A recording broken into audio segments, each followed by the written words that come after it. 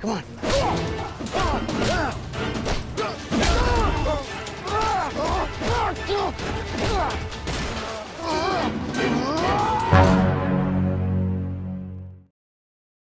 Di awal film memperlihatkan pasukan khusus Amerika yang sedang berperang dengan pasukan Afghanistan. Di sini pasukan khusus Amerika harus terbantai karena mereka kalah jumlah.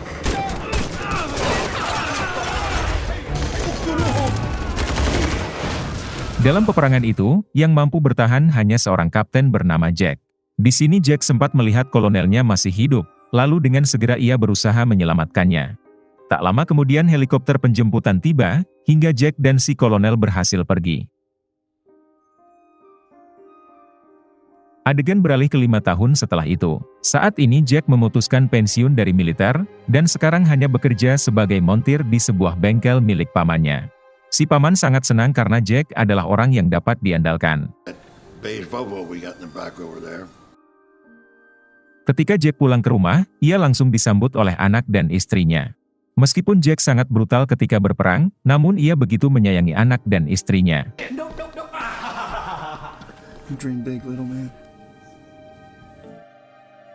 Esok harinya Jack kembali berangkat ke bengkel pamannya untuk bekerja. Namun kali ini ia bertemu dengan kelompok gangster, yang baru saja memalak uang keamanan kepada pamannya. Mereka yang tidak tahu latar belakang Jack, sempat ingin memalaknya juga.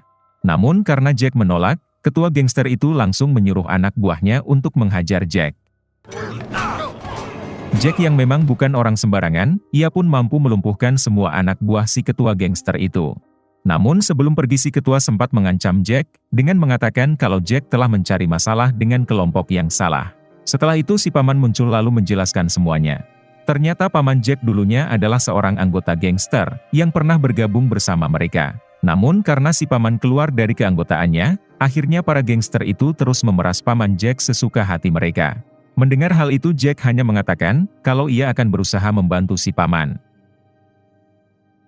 Sore harinya ketika selesai bekerja, Jack langsung pulang ke rumah. Namun saat di depan rumah, Jack bertemu dengan si ketua gangster yang mengatakan, kalau pembalasan memang selalu terasa sangat menyakitkan. Dengan segera Jack langsung masuk ke dalam. Ketika di dalam Jack langsung terkejut, ketika melihat anak dan istrinya sudah tidak bernyawa. Jack begitu sakit hati, karena mereka telah menghabisi orang yang sama sekali tidak bersalah. Beberapa waktu kemudian, Jack sedang dimintai keterangan oleh polisi. Namun Jack hanya memilih diam lalu bergegas pergi. Ternyata saat ini Jack berniat akan membantai kelompok gangster itu, dengan caranya sendiri. Setelah cukup lama mencari, akhirnya Jack menemukan mobil yang sebelumnya dipakai oleh si ketua gangster. Jack pun masuk ke dalam dengan membawa senjata. Di sini semua anak buah si ketua dihabisi oleh Jack satu persatu.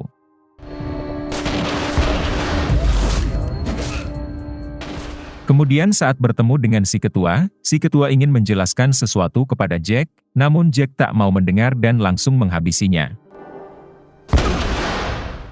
Oleh karena itu Jack pun dipenjara, dan ia akan dihukum seumur hidup. Beberapa bulan setelah itu, Jack dijenguk oleh atasannya dulu yaitu si kolonel. Si kolonel ternyata berniat membantu Jack agar bisa segera dibebaskan, yaitu sebagai balas budi karena Jack telah menolongnya dulu di medan perang. Namun di sini Jack menolak, sebab ia merasa kalau hidupnya sudah tidak berarti lagi.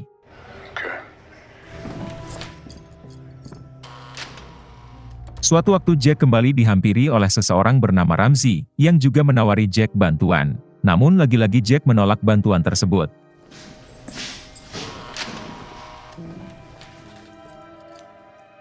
Malam harinya saat Jack sedang tidur, tiba-tiba ia diculik oleh orang-orang berseragam hitam. Ternyata mereka adalah anak buah Ramzi. Di sini Ramzi mengatakan kalau sebenarnya ia sangat tertarik dengan Jack, yang merupakan pasukan khusus terbaik. Bahkan Ramzi juga tahu, kalau Jack mampu menghabisi satu kelompok gangster dengan sangat mudah. Tujuan Ramzi adalah mengajak Jack untuk bergabung bersama kelompok agen rahasia mereka, yang disebut Section 8 atau Divisi 8. Awalnya Jack tetap menolak, namun akhirnya Ramzi berhasil meyakinkan Jack, kalau hidup Jack akan lebih berguna jika bergabung bersama agen rahasia pemerintah. Esok harinya Jack dibawa ke markas Divisi 8. Di sini Ramzi mengatakan kalau identitas Jack akan dirubah. Ia juga akan mendapat fasilitas rumah baru, mobil dan sebagainya. Ramzi menjelaskan kalau Divisi 8 dibentuk khusus oleh pemerintah secara rahasia, sehingga tidak tercantum dalam organisasi pemerintah pada umumnya. Misi-misi mereka adalah membantai kelompok yang mencoba mengganggu kedaulatan negara dan juga warga sipil. Namun untuk benar-benar masuk ke dalam kelompok mereka, Jack harus dites terlebih dahulu yaitu berduel dengan salah satu seniornya. Beberapa kali Jack dihajar, namun ia tidak melawan. Si senior mengatakan kalau Jack nampaknya tidak terlalu tangguh, apalagi Jack malah menolak berduel dengannya. Namun setelah orang itu menyinggung keluarga Jack, dengan sangat mudah Jack membalikkan keadaan.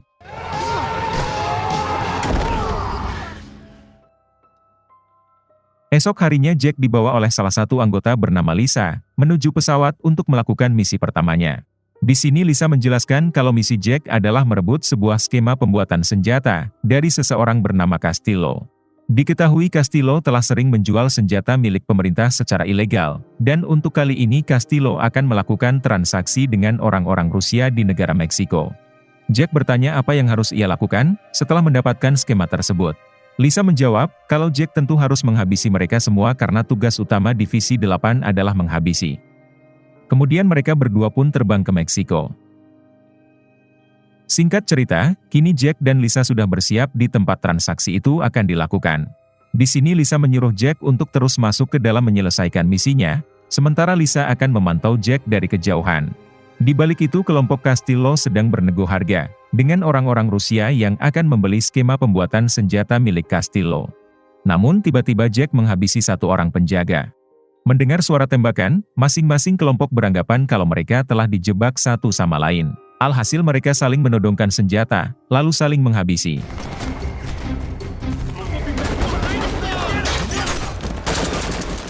Setelah sebagian besar dari kedua kelompok itu tewas, Jack akhirnya maju lalu menghabisi sisanya.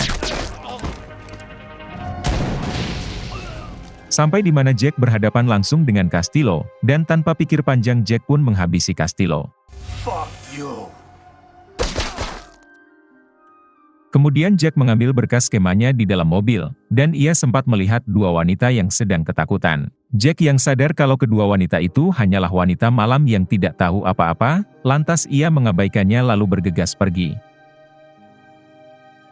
Ketika sudah di markas, Ramzi kesal kepada Jack, karena ia tidak membunuh kedua wanita itu. Karena seharusnya Divisi 8 tidak pernah meninggalkan saksi mata. Di sini Jack menegaskan kalau ia tidak akan pernah membunuh orang yang sama sekali tidak bersalah.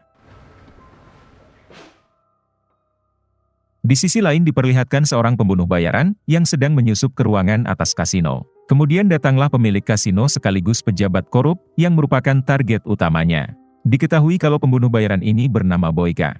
Boyka sempat ditawari uang yang banyak asalkan ia tidak menghabisi si pemilik kasino. Namun tanpa ragu Boyka langsung menghabisi orang tersebut. Saat Boyka turun ke bawah, ia sempat dicegat oleh para penjaga kasino yang ada di bawah. Namun dengan mudah, ia mampu menghabisi orang-orang tersebut, lalu bergegas kabur.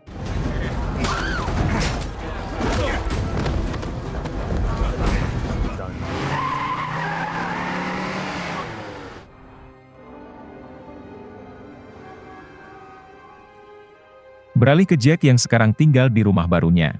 Di sini ia sempat melihat foto Jack bersama teman-teman di militernya dulu. Ia pun seketika kembali teringat kepada si kolonel, karena pada saat perang di Afghanistan, hanya Jack dan si kolonel yang berhasil selamat. Setelah itu Jack menghampiri Lisa di sebuah bar, untuk bersantai sejenak. Di sini Lisa mengatakan, saat pertama kali bertemu Jack dirinya langsung menyukai Jack. Namun Jack menegaskan kalau dirinya masih belum bisa melupakan istrinya, dan belum bisa membuka hati untuk orang lain.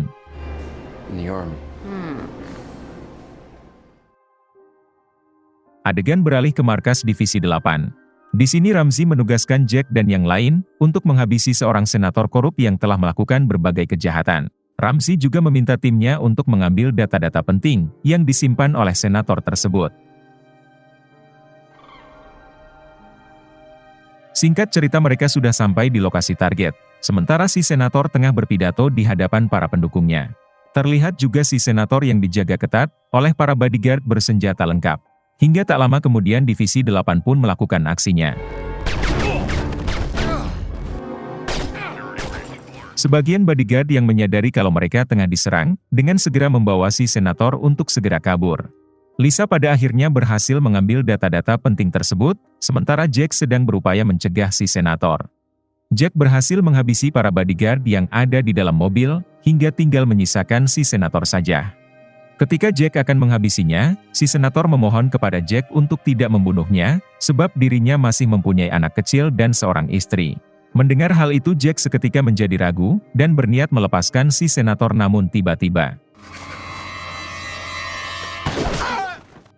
Ternyata si senator langsung dihabisi oleh para senior Divisi 8.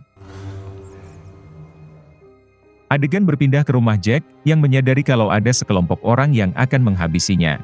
Dengan segera Jack bergegas kabur. Rupanya orang-orang itu adalah Divisi 8 yang sudah tidak menginginkan Jack, karena Jack selalu ragu dalam menghabisi targetnya. Jack pun pergi ke rumah mantan atasannya yaitu si kolonel. Di sini Jack bertanya mengenai Divisi 8. Si kolonel akhirnya menjelaskan kalau Divisi 8 tidak dinaungi oleh pemerintah, bahkan organisasi tersebut merupakan salah satu musuh utama pemerintah, yang sudah lama sekali diincar.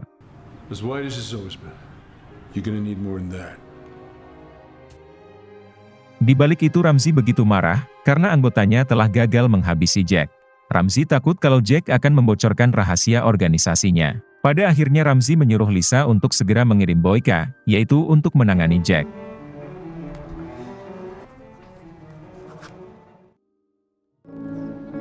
Esok harinya Jack yang sedang berjalan, tak sengaja bertemu dengan seorang anak kecil yang merupakan tetangga Jack, serta teman anaknya dulu.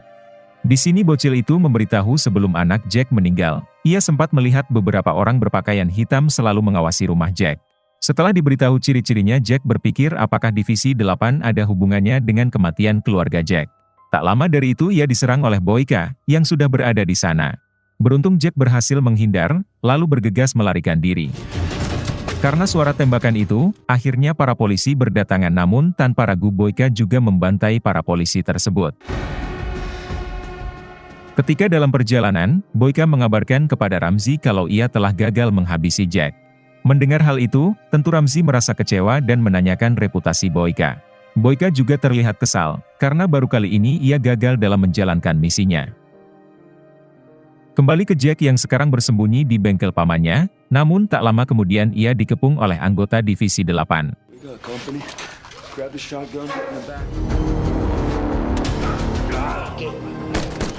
Jack yang dibantu si paman, akhirnya berhasil menghabisi beberapa orang dari mereka. Pada akhirnya Jack ditantang berduel oleh salah seorang senior Divisi 8.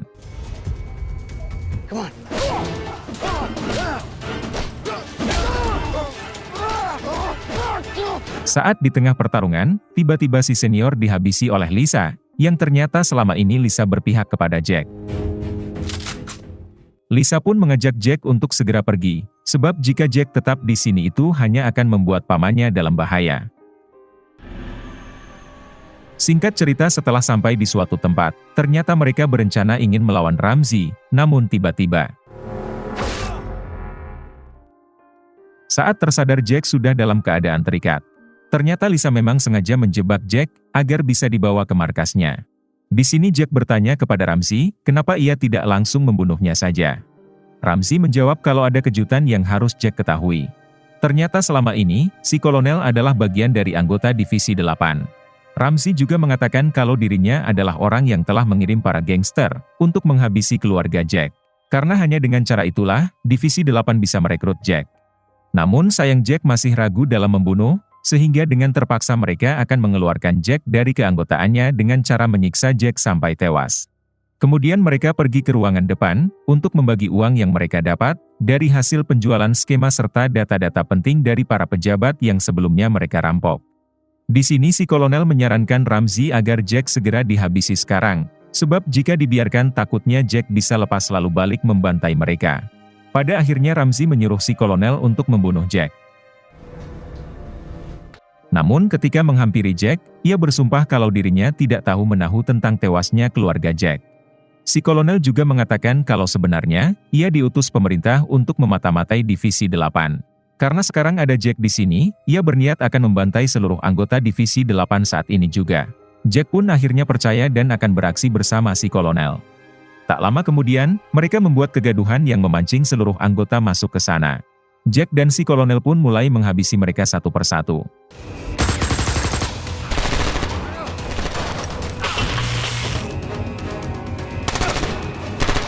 Pada akhirnya anggota Divisi 8 tinggal menyisakan Ramzi dan juga Lisa. Di sini Ramzi sempat menawari Jack untuk segera pergi saja, dengan membawa semua uang yang telah mereka dapatkan. Namun jelas Jack menolak tawaran tersebut. Saat Jack lengah, sayangnya Lisa berhasil menghabisi kolonel. Sebelum dirinya tewas, ia sempat mengatakan kepada Jack kalau Jack adalah prajurit paling tangguh yang pernah ia temui. Tak lama dari itu Lisa berhasil memojokkan Jack dengan sebuah todongan senjata. Beruntung senjata itu sudah kehabisan peluru, hingga akhirnya mereka berdua pun berduel. Pada akhirnya Jack berhasil menghabisi Lisa. Setelah itu Jack bergegas pergi mengejar Ramzi yang saat itu tengah berusaha kabur.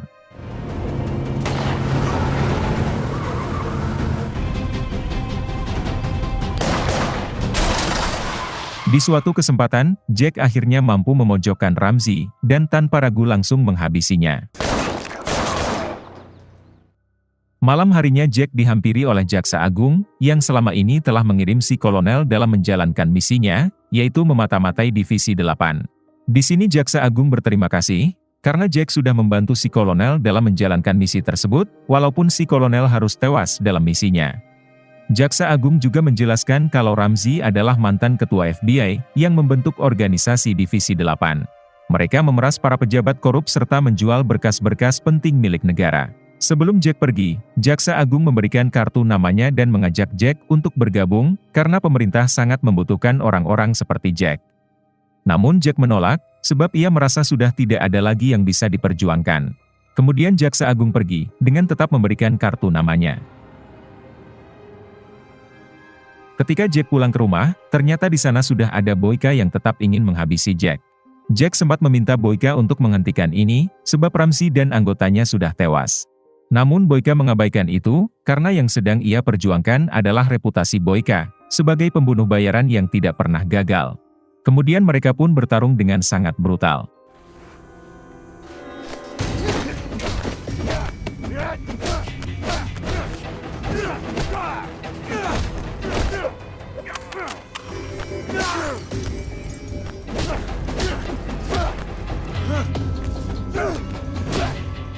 Di tengah pertarungan, Jack sempat kewalahan oleh Boyka. Namun di suatu kesempatan, Jack melihat pistol yang saat itu tergeletak, kemudian tanpa ragu inilah yang dilakukan Jack.